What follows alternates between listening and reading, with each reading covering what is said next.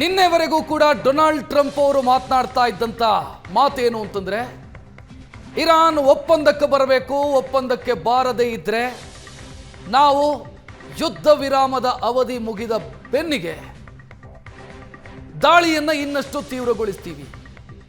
ಇರಾನ್ನ ವಿದ್ಯುತ್ ಸ್ಥಾವರಗಳನ್ನು ಗುರಿಯಾಗಿರಿಸಿ, ಮೂಲ ಸೌಕರ್ಯಗಳನ್ನು ಗುರಿಯಾಗಿರಿಸಿ ದಾಳಿ ಮಾಡ್ತೀವಿ ಅಂತ ಡೊನಾಲ್ಡ್ ಟ್ರಂಪ್ ಅವರು ಎಚ್ಚರಿಕೆಯನ್ನು ಕೊಡ್ತಾನೆ ಇದ್ರು. ಆದರೆ ಆ ಎಚ್ಚರಿಕೆಗೆ ಇರಾನ್ ಬಗ್ಲೂ ಇಲ್ಲ, ಜಗ್ಲೂ ಇಲ್ಲ. ಬದಲಾಗಿ ನಾವು ಮಾತುಕತೆಗೆ ಬರಲ್ಲ ಅಂತ ಇರಾನ್ ಪಟ್ಟು ಹಿಡಿತು. ತಕ್ಷಣ ನಿನ್ನೆ ರಾತ್ರಿ ಹೊತ್ತಿಗೆ ಡೊನಾಲ್ಡ್ ಟ್ರಂಪ್ ಅವರು ಒಂದು ಪೋಸ್ಟ್ ಮಾಡ್ತಾರೆ. ಯುದ್ಧ ವಿರಾಮ ಏನು ಘೋಷಣೆಯಾಗಿತ್ತು ಏಪ್ರಿಲ್ 7ನೇ ತಾರೀಕು, ಆ ಯುದ್ಧ ವಿರಾಮ ಇವತ್ತು ಸಂಜೆಗೆ ಅಂತ್ಯ ಆಗಬೇಕಿತ್ತು. ಅದನ್ನ ನಾವು ಅನಿರ್ದಿಷ್ಟಾವಧಿಗೆ ಮುಂದುವರಿಸ್ತಿದ್ದೀವಿ ಅಂತ ಏಕಪಕ್ಷೀಯ ಘೋಷಣೆಯನ್ನ ಅಮೆರಿಕದ ಅಧ್ಯಕ್ಷ ಡೊನಾಲ್ಡ್ ಟ್ರಂಪ್ ಅವರು ಮಾಡಿದರು. ಸದ್ಯ ಯುದ್ಧ ವಿರಾಮ ಮುಂದುವರಿಯುತ್ತೆ, ಕದನ ವಿರಾಮ ವಿಸ್ತರಣೆಯಾಗಿದೆ. ಆದರೆ ಹಾರ್ಮುಜ್ ಜಲಸಂಧಿಗೆ ವಿಧಿಸಲಾಗಿರುವಂಥ ದಿಗ್ಬಂಧನ ಹಾಗೆ ಮುಂದುವರಿಯುತ್ತೆ ಅಂತ ಅಮೆರಿಕದ ಅಧ್ಯಕ್ಷರು ಹೇಳಿದ್ದಾರೆ. ಯಥಾ ಪ್ರಕಾರ ಇರಾನ್ ಇದನ್ನು ವ್ಯಂಗ್ಯವಾಡಿದೆ. ಸದ್ಯ ಇರುವಂಥ ಪ್ರಶ್ನೆ, ಕದನ ವಿರಾಮ ವಿಸ್ತರಣೆಯಾಯಿತು, ಎಷ್ಟು ದಿನಕ್ಕೆ ಗೊತ್ತಿಲ್ಲ. ಈ ಕದನ ವಿರಾಮ ವಿಸ್ತರಣೆಯಾಗಿರೋದು ಯುದ್ಧಕ್ಕೆ ಮಾಡಿಕೊಳ್ತಾ ಇರುವಂಥ ಸಿದ್ಧತೆನಾ ಅನ್ನುವಂಥ ಪ್ರಶ್ನೆ ಒಂದು ಕಡೆಯಾದರೆ, ಹಾರ್ಮುಜ್ ಜಲಸಂಧಿಯ ಭವಿಷ್ಯ ಏನಾಗುತ್ತೆ ಅನ್ನುವಂಥ ಪ್ರಶ್ನೆ ಮತ್ತೊಂದು ಕಡೆ. ಭಾರತದ ಮೇಲೆ ಆಗ್ತಾ ಇರುವಂಥ ಪರಿಣಾಮಗಳು, ಭಾರತದ ಮೇಲೆ ಆಗ್ತಾ ಇರುವಂಥ ನೆಗೆಟಿವ್ ಪರಿಣಾಮಗಳು, ಋಣಾತ್ಮಕ ಪರಿಣಾಮಗಳು ಯಾವತ್ತೂ ಸರಿ ಹೋಗುತ್ತೆ. ಇನ್ನೂ ಸಿಂಪಲ್ ಆಗಿ ಹೇಳಬೇಕು ಅಂತಾದರೆ, ನಾವು ಅನುಭವಿಸ್ತಾ ಇರುವಂಥ ಗ್ಯಾಸ್ನ ಸಂಕಷ್ಟ, ಕ್ರೂಡ್ ಆಯಿಲ್ನ ಸಂಕಷ್ಟ, ಬೇರೆ ಬೇರೆ ರೀತಿಯ ಸಮಸ್ಯೆಗಳು ಯಾವಾಗ ಬಗೆಹರಿಯುತ್ತೆ? ಈ ಪ್ರಶ್ನೆ ಸಹಜವಾಗೇ ಇದೆ. ಮಧ್ಯಪ್ರಾಚ್ಯ ಯುದ್ಧ ಮತ್ತೊಂದು ಕದನ ವಿರಾಮದ ಹಂಗಾಮ ಇದೆ. ಅಮೆರಿಕ ಪಟ್ಟು ಬಿಟ್ಟಿರಲಿಲ್ಲ, ಇರಾನ್ ಹಠ ಬಿಟ್ಟಿರಲಿಲ್ಲ. ಅಮೆರಿಕ ಈಗ ಏಕಪಕ್ಷೀಯವಾಗಿ ಕದನ ವಿರಾಮವನ್ನು ಘೋಷಣೆ ಮಾಡಿದೆ, ಅದರ ವಿಸ್ತರಣೆ ಮಾಡಿದೆ. ಅನಿರ್ದಿಷ್ಟಾವಧಿಗೆ ಅಂತ ಅಮೆರಿಕದ ಅಧ್ಯಕ್ಷರು ಹೇಳಿಕೊಂಡಿದ್ದಾರೆ. ಅನಿರ್ದಿಷ್ಟಾವಧಿಗೆ ಕದನ ವಿರಾಮವನ್ನು ವಿಸ್ತರಿಸ್ತಾ ಇದ್ದೀವಿ. ದೊಡ್ಡ ನಿರ್ಧಾರವನ್ನು ಅವರು ಪ್ರಕಟಿಸಿದ್ದಾರೆ, ಏಕಪಕ್ಷೀಯವಾಗಿ ಪ್ರಕಟಿಸಿದ್ದಾರೆ. ಇವತ್ತು ಸಂಜೆ ಅಮೆರಿಕದ ಸಮಯ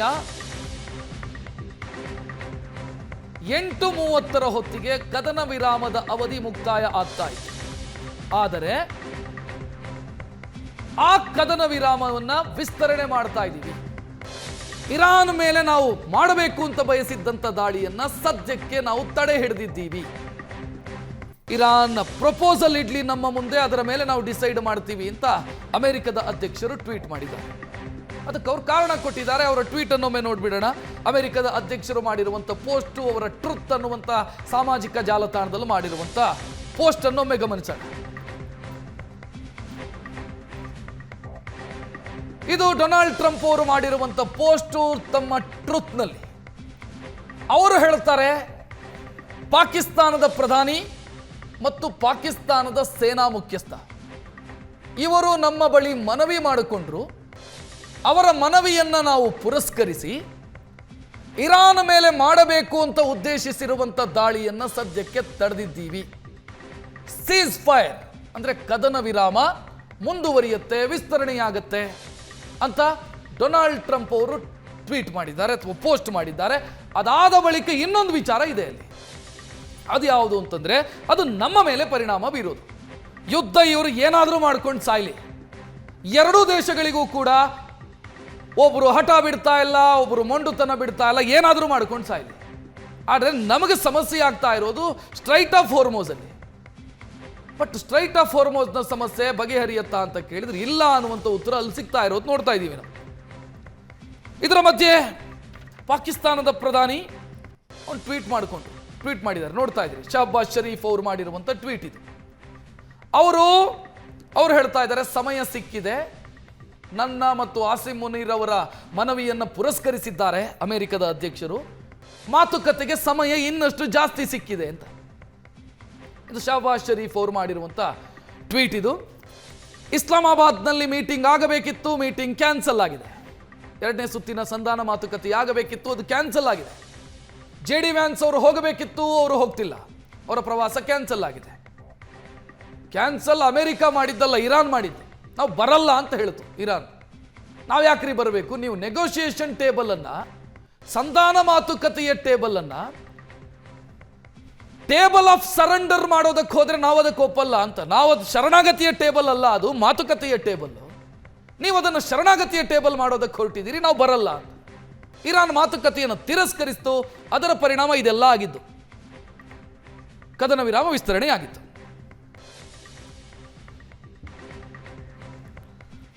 ಇದರ ಬೆನ್ನಿಗೆ ಇರಾನ್ನ ಪ್ರತಿಕ್ರಿಯೆ ಬಂತು.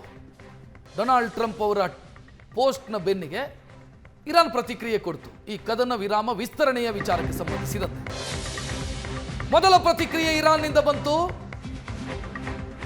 ಹೊರ್ಮೋಜ್ ಜಲಸಂಧಿಯ ದಿಗ್ಬಂಧನದ ವಿಚಾರಕ್ಕೆ ಸಂಬಂಧಿಸಿ. ಇದು ಆಕ್ಟ್ ಆಫ್ ವಾರ್ ಅಂತ ಹೇಳ್ತಿದೆ Iran.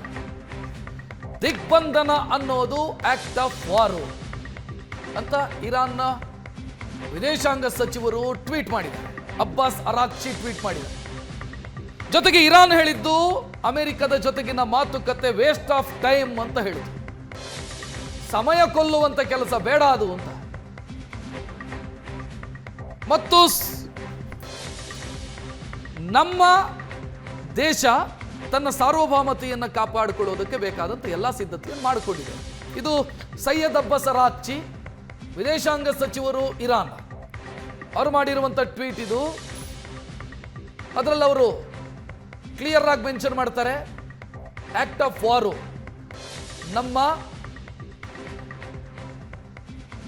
Straight of ಹೊರ್ಮೋಜ್ಗೆ America ಹಾಕಿರುವಂಥ ದಿಗ್ಬಂಧನ, Iran ಪೋರ್ಟ್ಗಳಿಗೆ, ಇರಾನ್ನ ಬಂದರುಗಳಿಗೆ ಹಡಗುಗಳು ಬಾರದಂತೆ ತಡೀತಾ ಇರೋದು violation of the seize fire ಅಂತ ಅಬ್ಬಾಸ್ ಅರಾಕ್ಚಿ ಅವರು ಟ್ವೀಟ್ ಮಾಡಿದ್ದಾರೆ. ಅಂದ್ರೆ ಇದು ಏನಾಯ್ತು ಅಂತಂದ್ರೆ, ಮಾತುಕತೆಯ ಸಂದರ್ಭದಲ್ಲಿ ಆರಂಭದ ಮಾತುಕತೆ 21 ಗಂಟೆಗಳ ಮಾತುಕತೆಯನ್ನು ನಡೀತು. ಅಲ್ಲಿ ಸಮಸ್ಯೆ ಇದ್ದಿದ್ದು ಲೆಬನಾನ್ ಅನ್ನು ಇನ್ಕ್ಲೂಡ್ ಮಾಡಿಕೊಂಡಿಲ್ಲ ಅಂತ. ನಂತರ ಆ ಮಾತುಕತೆ ಮುರಿದು ಬಿದ್ದಾಗ ಲೆಬನಾನಿಗೂ ಅನ್ವಯ ಆಗೋ ರೀತಿಯಲ್ಲಿ ಯುದ್ಧ ವಿರಾಮ ಘೋಷಣೆಯಾಯಿತು. ಈ ಮಧ್ಯೆ ಅಮೆರಿಕ ತನ್ನ ನೌಕಾಪಡೆಯ ಹಡಗುಗಳನ್ನು ಮೂವ್ ಮಾಡ್ತು ಸ್ಟ್ರೈಟ್ ಆಫ್ ಹೊರ್ಮೋಜ್ನ ಸುತ್ತಲೂ. ಇರಾನ್ನ ಯಾವ ಬಂದರಿಗೂ ಕೂಡ ಹಡಗುಗಳು ಪ್ರವೇಶಿಸದಂತೆ ಒಂದು ಹಂತದಲ್ಲಿ, ಅಂದ್ರೆ ನಿನ್ನೆ ಮೊನ್ನೆ ಇರಾನ್ನ ಹಡಗೊಂದನ್ನು ವಶಕ್ಕೆ ಪಡೆಯಿತು ಅಮೆರಿಕ. ಇರಾನ್ನ ಹಡಗಿನ ಮೇಲೆ ದಾಳಿ ಮಾಡಿ ಅಮೆರಿಕ ಅದನ್ನು ವಶಕ್ಕೆ ಪಡೆಯಿತು. ಕೆರಳಿದಂತ ಇರಾನು ಮಾತುಕತೆಗೆ ಬರಲ್ಲ ಅಂತು. ಜೊತೆಗೆ ಈ ದಿಗ್ಬಂಧನ ವಿಧಿಸಿರೋದೇ ವೈಲೇಷನ್ ಆಫ್ ಸೀಸ್ ಫೈರ್, ಯುದ್ಧ ವಿರಾಮದ ಉಲ್ಲಂಘನೆ ಅಂತ ಈಗ ಇರಾನ್ ಹೇಳ್ತಾ ಇದೆ. ಇದರ ಮಧ್ಯೆ ಹೊರ್ಮೋಜ್ನ ದಿಗ್ಬಂಧನವನ್ನು ಮುಂದುವರಿಸೋದಕ್ಕೆ ತನ್ನ ಸೇನಾಪಡೆಗಳಿಗೆ ಟ್ರಂಪ್ ಆದೇಶ ಮಾಡಿದ್ದಾರೆ. ಹೊರ್ಮೋಜ್ ದಿಗ್ಬಂಧನ ತೆರವುಗೊಳಿಸುವಂತೆ ಅಮೆರಿಕಾಗೆ ಇರಾನ್ ಎಚ್ಚರಿಕೆ ಕೊಡ್ತಾ ಇದೆ. ಎರಡು ದೇಶದ ತಿಕ್ಕಾಟದ ಮಧ್ಯೆ ಹೊರ್ಮೋಜ್ನ ಭವಿಷ್ಯ ಏನು ಅನ್ನುವಂಥ ಪ್ರಶ್ನೆ.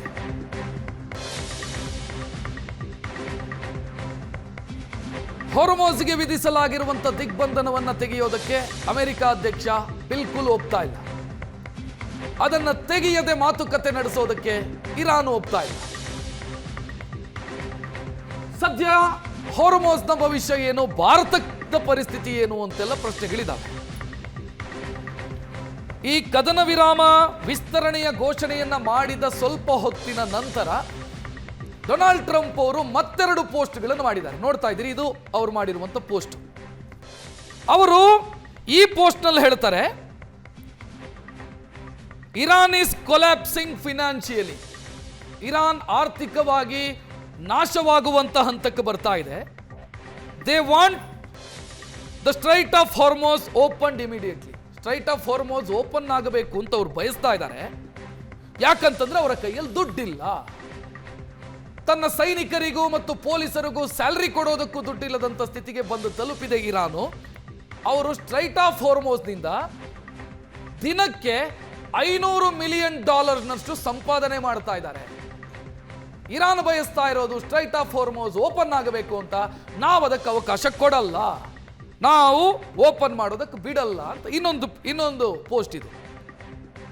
Iran doesn't want strait of Hormuz closed. Strait of Hormuz close ಆಗೋದನ್ನು ಇರಾನ್ ಬಯಸಲ್ಲ. ಅವ್ರು ಯಾಕದು ಓಪನ್ ಇರಬೇಕು ಅಂತ ಬಯಸ್ತಾರೆ ಅಂತಂದ್ರೆ ಅವರಿಗೆ ದಿನಕ್ಕೆ $500 ಮಿಲಿಯನ್ ಸಂಪಾದನೆ ಇದೆ ಸ್ಟ್ರೈಟ್ ಆಫ್ ಹೋರ್ಮುಜ್ನಿಂದ ಅವ್ರು ಗಳಿಸ್ತಾರೆ. ಬಟ್ ನಾನು ಕ್ಲಿಯರ್ ಆಗಿ ಹೇಳಿದ್ದೀನಿ, ನಮ್ಮ ನೌಕಾಪಡೆಗಳಿಗೆ ದಿಗ್ಬಂಧನವನ್ನು ತೆರವು ಮಾಡಬೇಡಿ ಅಂತ ಹೇಳಿದ್ದೀನಿ ಅಂತ ಡೊನಾಲ್ಡ್ ಟ್ರಂಪ್ ಅವರು ಮಾಡಿರುವಂಥ ಮತ್ತೊಂದು ಪೋಸ್ಟ್ ಇದು ಯಾವಾಗ ಬಂತು ಅಂತಂದ್ರೆ ಈ ಪೋಸ್ಟು ಯುದ್ಧ ವಿರಾಮದ ಘೋಷಣೆಯಾದ ನಂತರ ಬಂದಿರುವಂಥ 2 ಪೋಸ್ಟ್ ಇದು. ಸೊ ಅಲ್ಲಿಗೆ ಸ್ಟ್ರೈಟ್ ಆಫ್ ಹೋರ್ಮುಜ್ ಏನಾಗುತ್ತೆ, ಹೊರ್ಮುಜ್ ಜಲಸಂಧಿಯ ಪರಿಸ್ಥಿತಿ ಏನಾಗುತ್ತೆ ಅಂತೆಲ್ಲ ಪ್ರಶ್ನೆಗಳಿದ್ದಾವೆ.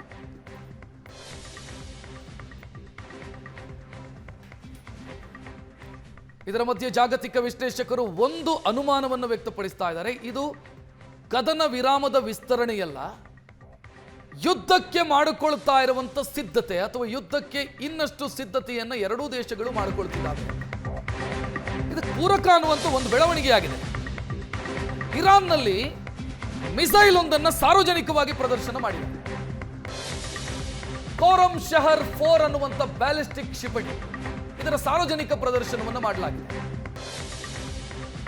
ಈ ಕ್ಷಿಪಣಿಯದ್ದು ವಿಶೇಷತೆ ಏನು ಅಂತಂದ್ರೆ ಇದು ಶಬ್ದಕ್ಕಿಂತ 16 ಪಟ್ಟು 8 ರಿಂದ 16 ಪಟ್ಟು ವೇಗವಾಗಿ ಗುರಿ ತಲುಪಬಹುದಾದಂಥ ಕ್ಷಿಪಣಿ ಇದು.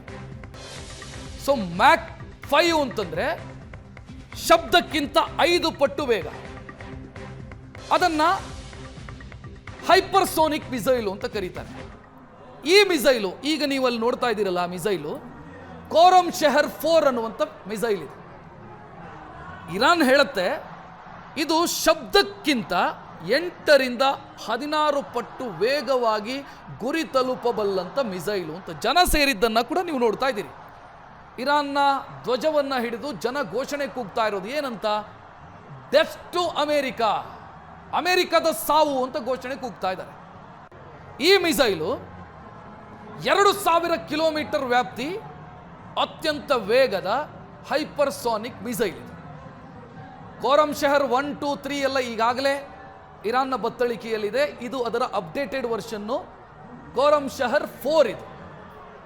ಈ ಕ್ಷಿಪಣಿಯ ಪ್ರದರ್ಶನವನ್ನ ಇರಾನ್ ಮಾಡಿದೆ. ಜನ ಸೇರಿದ್ದನ್ನ ಕೂಡ ನೀವು ನೋಡ್ಬೋದು. ಜನ ಅದನ್ನ ಸೆಲೆಬ್ರೇಟ್ ಮಾಡ್ತಾ ಇದ್ದಾರೆ. ಇದರ ಜೊತೆಗೆ ನಿನ್ನೆ ಅಲ್ಲ ಮೊನ್ನೆ ಇರಾನ್ನ ಸ್ಪೀಕರ್ ಒಂದು ಟ್ವೀಟ್ ಮಾಡಿದ್ರು. ಇರಾನ್ನ ಸ್ಪೀಕರ್ ಟ್ವೀಟ್ ಮಾಡುವಾಗ new cards on battle field ಅಂತ ಹೇಳ್ತಾರೆ. ಅಂದರೆ ಯುದ್ಧಕ್ಕೆ ಬೇಕಾದಂಥ ಸಿದ್ಧತೆಯನ್ನು ಇನ್ನಷ್ಟು ತೀವ್ರಗೊಳಿಸ್ತಾ ಇದ್ದೀವಿ ಮತ್ತು ಯುದ್ಧ ಇನ್ನೊಂದು ರೂಪವನ್ನು ಪಡ್ಕೊಳ್ಳುತ್ತೆ ಅನ್ನೋ ರೀತಿಯಲ್ಲಿ ಅವರು ಟ್ವೀಟ್ ಮಾಡಿದರು. ಸೊ ಅಲ್ಲಿಗೆ ಇದು ಕದನ ವಿರಾಮನ ಅಥವಾ ಯುದ್ಧಕ್ಕೆ ಮುಂದೆ ಮಾಡಬಹುದಾದಂಥ ಘೋರ ಯುದ್ಧಕ್ಕೆ ಮಾಡ್ತಾ ಇರುವಂಥ ಸಿದ್ಧತೆನ ಅನ್ನುವಂಥ ಅನುಮಾನವೂ ಕೂಡ ಮೂಡ್ತಾ ಇದೆ.